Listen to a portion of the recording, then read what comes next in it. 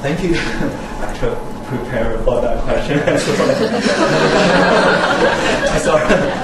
Because actually, from the year 1926, actually up to the year of 1935, they have huge debates about that policy.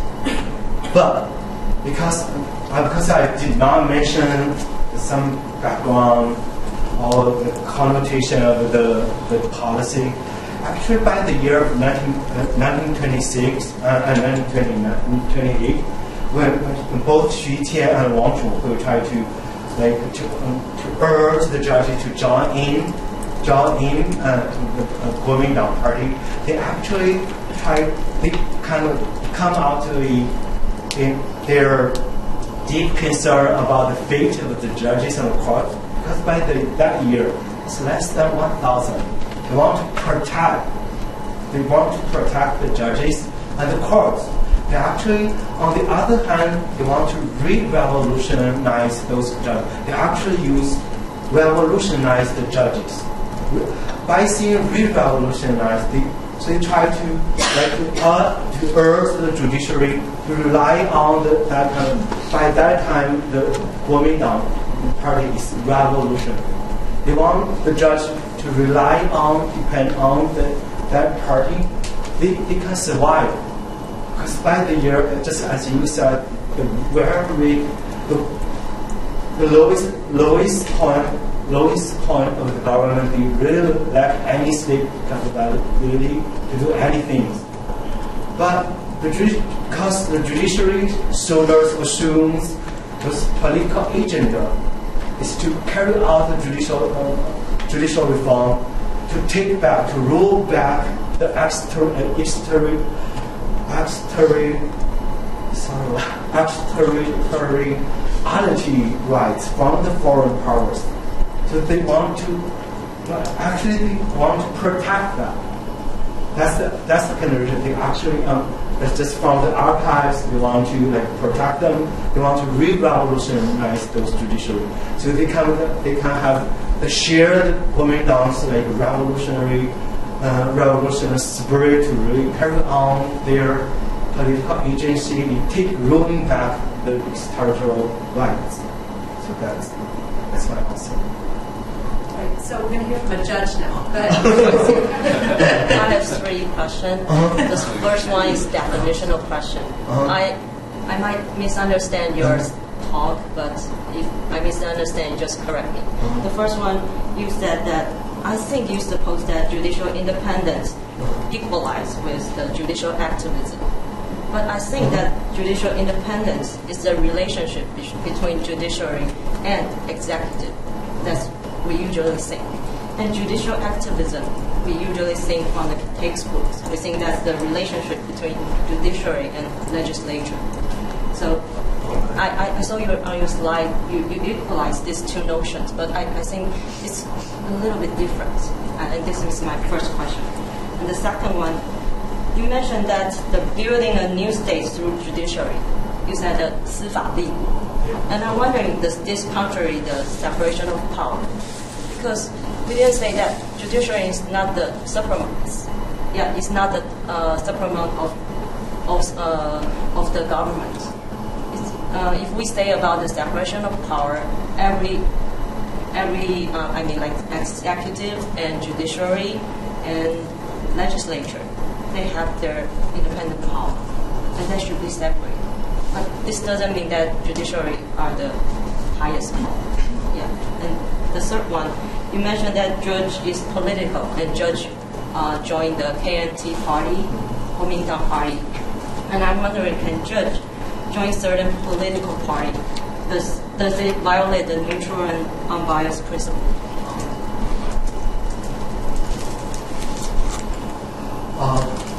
Okay, the first question is about the judicial activism. Sorry, I did not pay attention to that difference. Is it like judicial activism is kind of like the cross rule of being actively involved into politics? In a broader definition, it's not just about the judicial review power and the legislative. When we talk about judicial activism, we mention like the counter-majoritarian, like the judge overrule the legislative. Yeah, the legislature enact a law, can judges overrule the law. Yeah, when we talk about judicial activism, we are talking about the judicial review. But I'm wondering, you talk on the slide, right? Oh, I'm not quite sure, but I saw it on the slide. But I don't know if I misunderstand the judicial activism's notion. Actually, I don't know exactly the difference between that. So when I use that term, I mean like judiciary's active involvement in the politics. That's it. I might be wrong. Thank you. The second question. Very different. The second question, actually, it's not about separation of powers. As my understanding, because actually that especially from the year 1902 to 1911, a judicial power actually became unique, or actually become a kind of above other power, above like it's kind of unique, exceptional power in the government because the treaty requires so.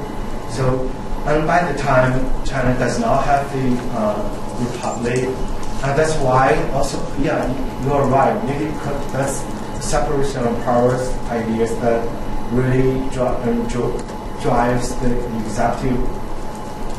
executive branch of the government, like the kind of fight back with the judiciary. But in the very first 10 years, the judiciary is exceptional and kind of transcendental to the separation power ideas, because the treaty really requires them to China to do that, and then that make the judiciary a brand new power in that year, and that judiciary is really unique and exceptional. That's why the judiciary like taking more bolder actions within that years, like because there actually no kind of check and balance between them, things like that. That's my understanding. And third question is.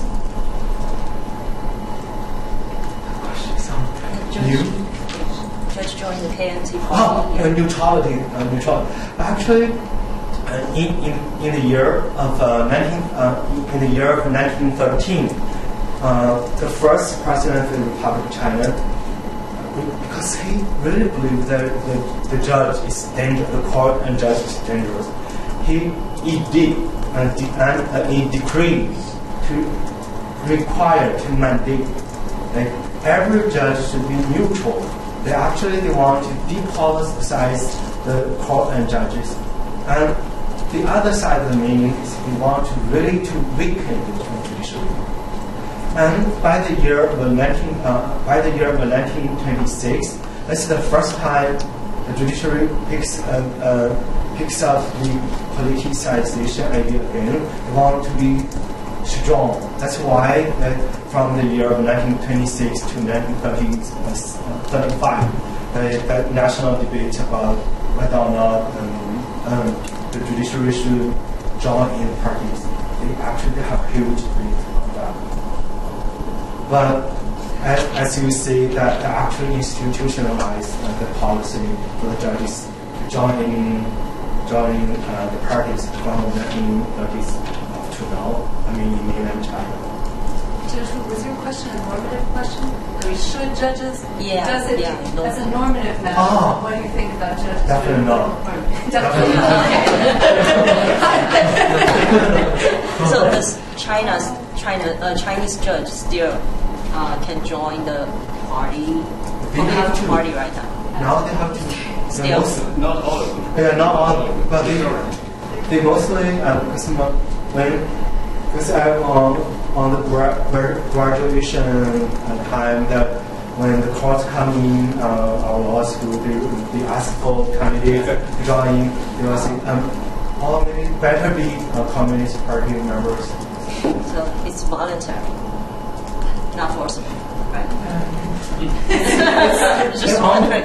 On the surface of this, it's kind of voluntary, but it's kind of mandatory.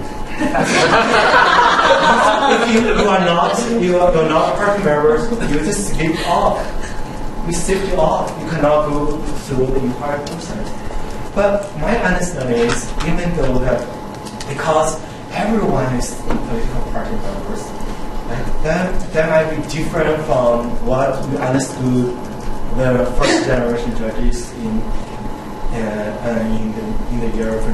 the first 10 years of the judicial reforms, because they really want to take initiative, they want to change China, change to make China better off. It's totally different. Thank you so much for your talk. I really appreciate, especially this topic. I think that it's so much fun to get into this period of history, which is just incredibly unique and fascinating. But I wanted to try to follow up on some of the other questions that people have asked, sort of probing your prescriptive argument that this period could be sort of an inspiration to future reform. And sort of follow up on Osvaldo, just to point out that even aside from the brief period of time from the 20 years from 1900 to 1920 that this first generation was active, even aside from that, I can think of three ideological reasons or ideological factors at play at that time that I think would be very difficult for the current regime in China to sort of deal with in terms, to want to come on board with in terms of taking inspiration from this period of time. And I know you already mentioned that this idea has to do with sort of being ready for political change and structural change in that way. But the three things that I thought of are, one, that as you mentioned, this period of time came on the heels of this treaty, so there's this sort of specter of foreign interference. And then secondly, there's the political activism of the judges, the judicial figures themselves, which in the current regime in China, this sort of history of these judges not only starting a party, getting involved in politics, but actually taking over the government, I think would not be very attractive to the current regime. And then third is the possibility, and this is what I want to ask about, is the degree to which this Republican sort of legacy might be more closely connected to the regime that is now in Taiwan, and the current PRC regime would potentially be more likely to see that as part of the legacy of the Republican era, that they would just as soon sort of do without and divorce themselves from taking ownership of.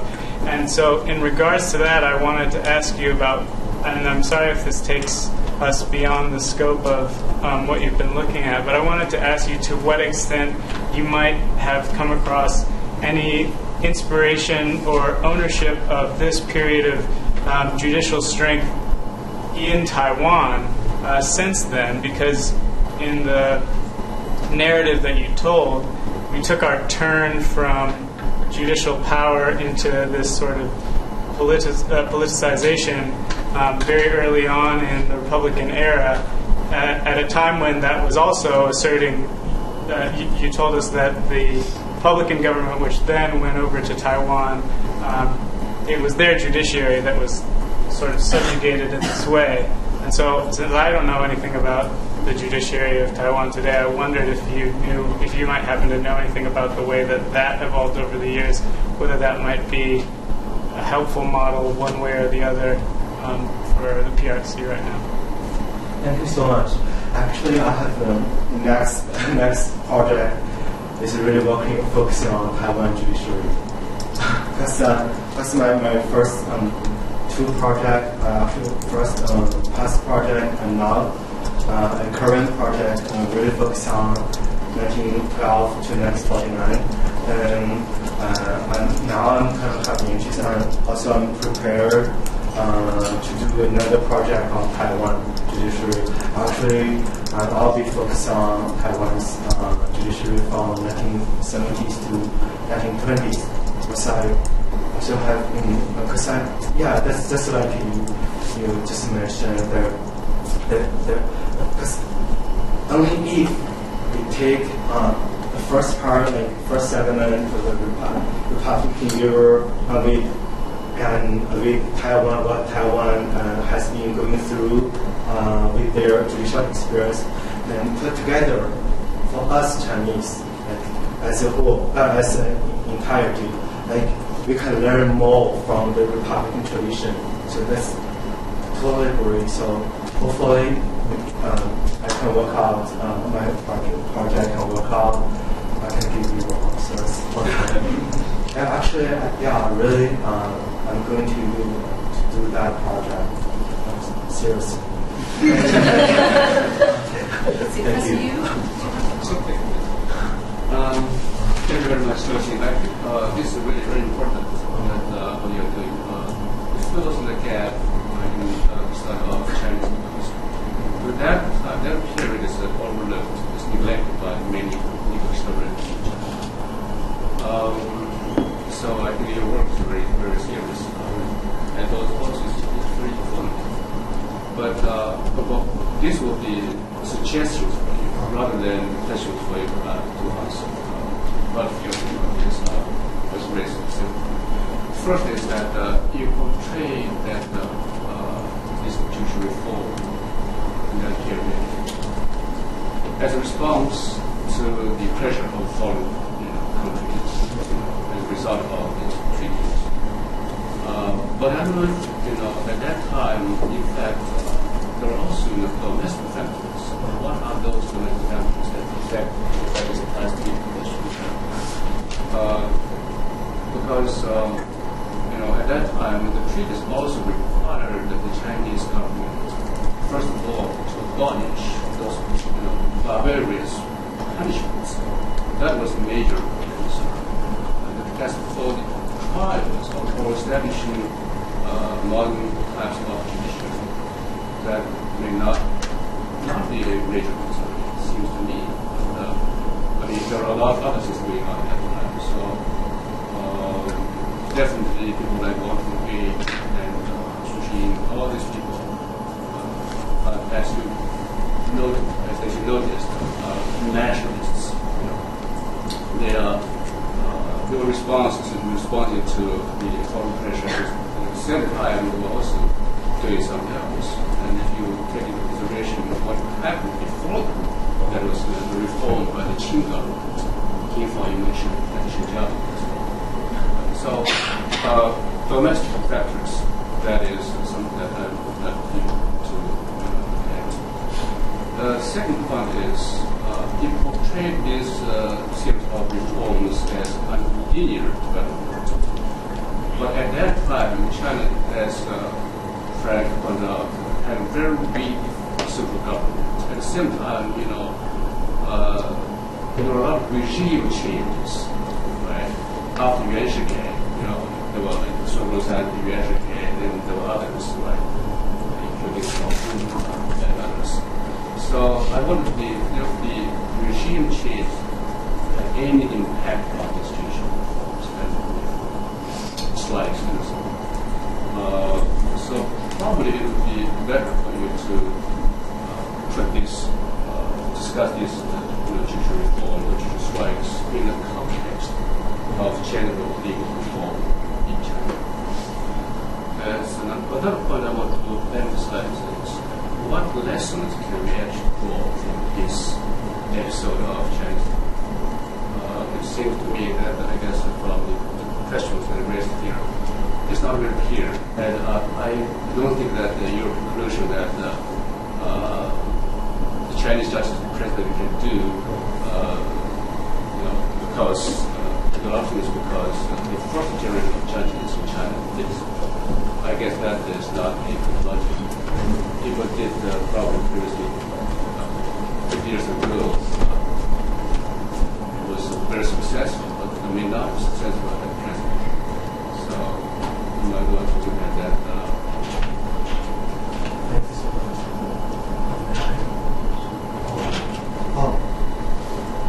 Actually, because I'm always I'm very conscious of my role of being a historian, because I really worried if I give too much details, too much minor things, that might be too disturbing from the topic. I actually my paper, because this paper draft, I actually mentioned some part of that. I will work more on that. My topic, actually, I want to emphasize my main point is that why in the Republic, the judiciary really that kind of active, they really have those kind of activism era, because they have gone through ideological upheaval there. That's the treatise is the direct cause of that. Because of that, they push and learn their momentum for the Republican judiciaries. Their performance really radical and really unique in China. Now, other things more about the life service is not pretty much. Thank you so much. So I was wondering, so you mentioned this is a very strong activist corps, but what did they actually do during this period? I can think of an activist corps, I imagine they restrain, the executive branch, but during this period of time, I never really hear about that, and this entire nation at this time was in chaos. So I was wondering, what exactly were the strong judiciary? It also seems very, and the other point I had was why do you think this is a story of optimism? Because I look at this and I'm very pessimistic. I see, they had everything going for them. They had a weak government, and all this other stuff, and a treaty that required this to happen, and they still failed. So, why are you optimistic about this? So that's the second point. It's something that people got good. Thank you so much. Because I think you'll also second question first. Because now, actually, we need a kind of a more optimistic attitude toward the judiciary, because we always give you negative views about the judges, all bad stories about the judges. Because now China now carry out economic reforms, political reforms. Judicial reform is a good breaking point for China to really start the political reforms, because we have a kind of judiciary that really kind of have those kind of professionals. They have a kind of a tradition. They higher educated. They are the profession that really unique, different from any other profession in terms of all other politicians and any other profession included as well. So that's why I really want to project a optimistic view toward and our first question is actually I skipped the facts, because in the year, especially in the year between 1912 and 1913, actually happened a lot that really involved the court. There's one professor from Taiwan, Zhaoxin University Law School, he wrote a book really focused on the Supreme Court, their role, how their role actively involved in the politics. They try to seize the chance to judge those important cases like Feng Jiao case. And those cases in legislative yuan, those different parties, they really fall into intense fraud. The court really wants to seize opportunities to judge on this legislative issues, and all those kind of important cases we really want to seize on those opportunities. Besides that, their parties is really ignorable, because they actually not just judges, they include different party members as long as they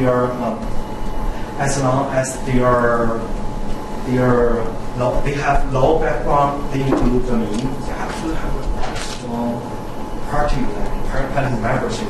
And besides that, there's another fact.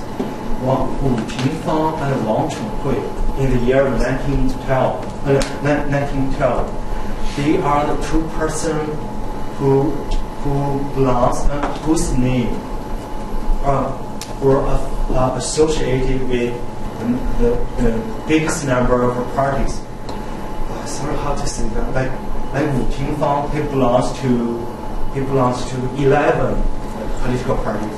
So everyone wants to seize the judiciary members to join in, and also Wang Chonghui, also 11 political parties list his name as their members. They all want to engage those judiciaries because they're in need. Why? Because their knowledge, their expertise, and their social and political presence in the new republic were very important. That's why they're really active. So I actually also have a couple of thoughts for maybe future things you could do with this along the lines of some of the things you said in your comment also.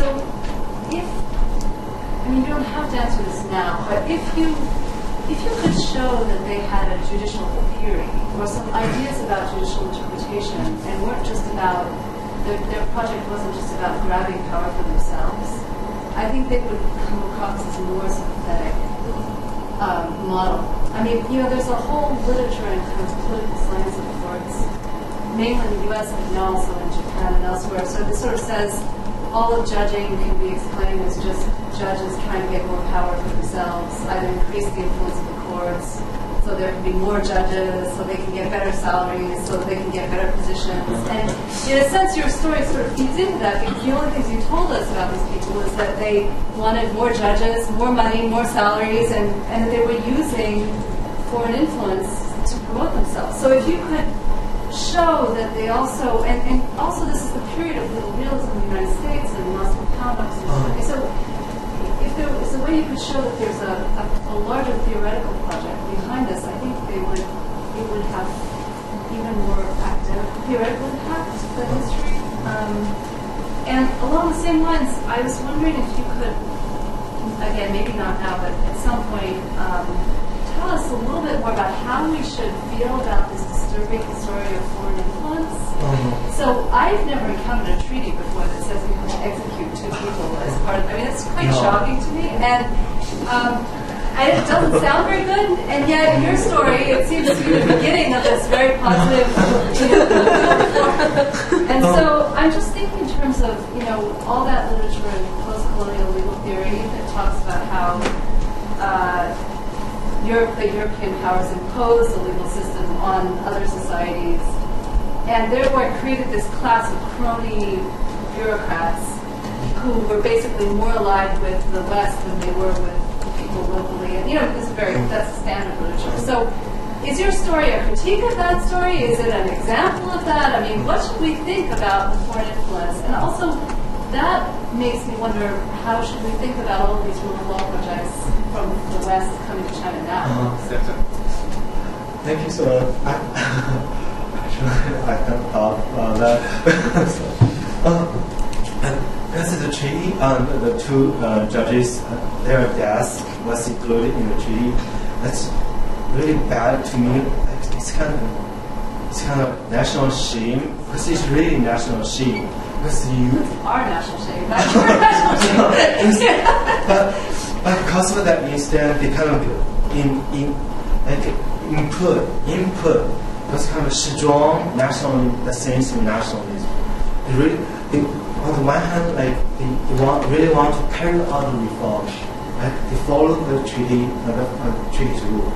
But on the other hand, is they want to really fight back. They use the use the new judicial system to fight back, to really rule back. That actually is one interesting point about because after 1914, the government tried to cut off the county court and the numbers county court. That's actually, they have a legitimate reason. The reason is that if we keep a county court, then we have to accept the presence of those kind of foreign influence. Because once they have cases, they have to bring their case into the court. Then they took the courts back. So we have the extraterritorial right. We do not use your judiciary, comply with your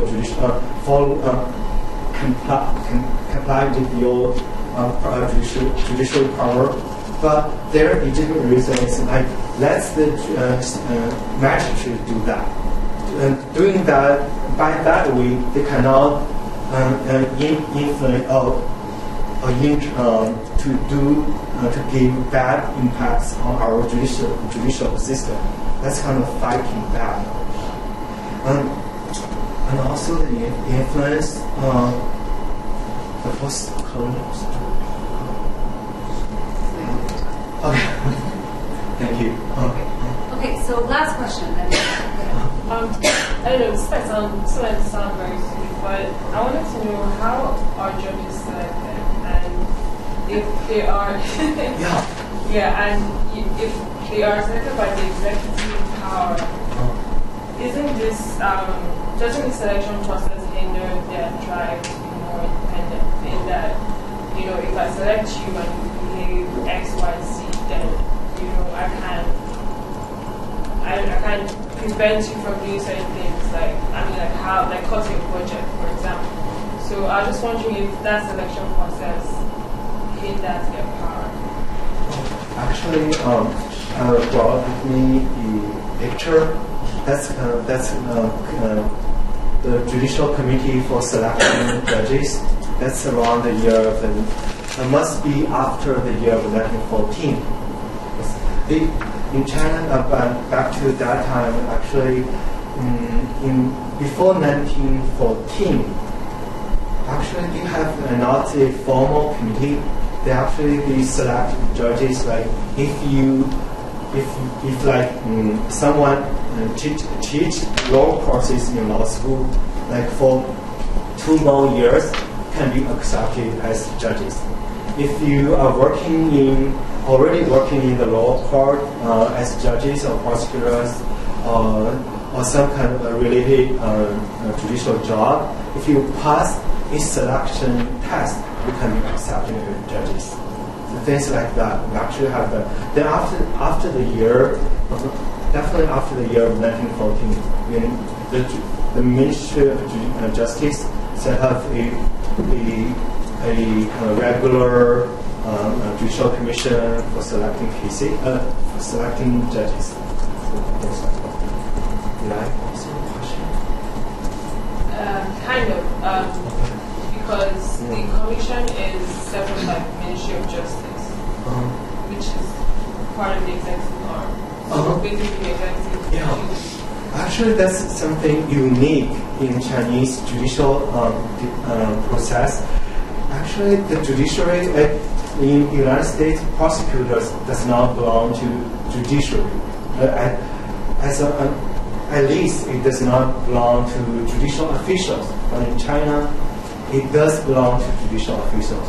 And the Ministry of Justice is actually the major actor in pushing for the judicial development. When I talk about the power struggle, it actually happens between the executive branch with the Ministry of Justice.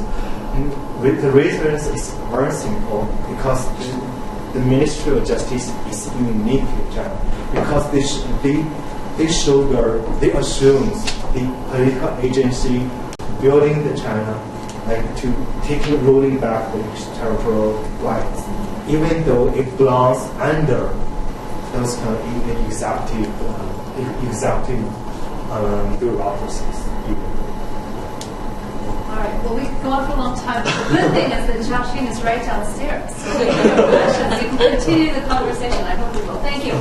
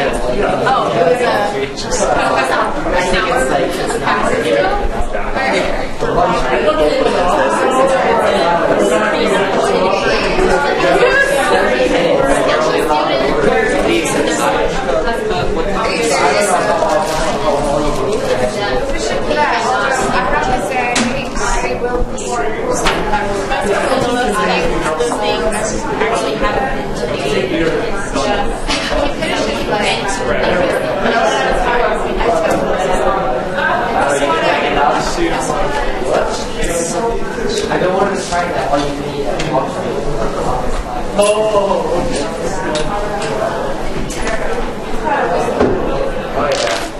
I'll drop by and just walk across.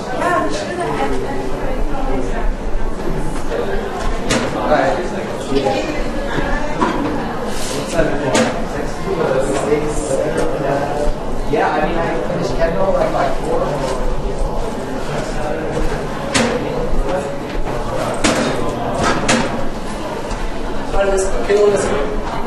慶応行きたいんです。自分で設計できたら東大に行きたいんですけど、ただ毎年3つしかスポットがないので。水谷君って知ってます。ゆうさん。慶応にいる方。そうですね。もう一人アンドレュー、彼が早稲田です。あ、そうなんです。はい。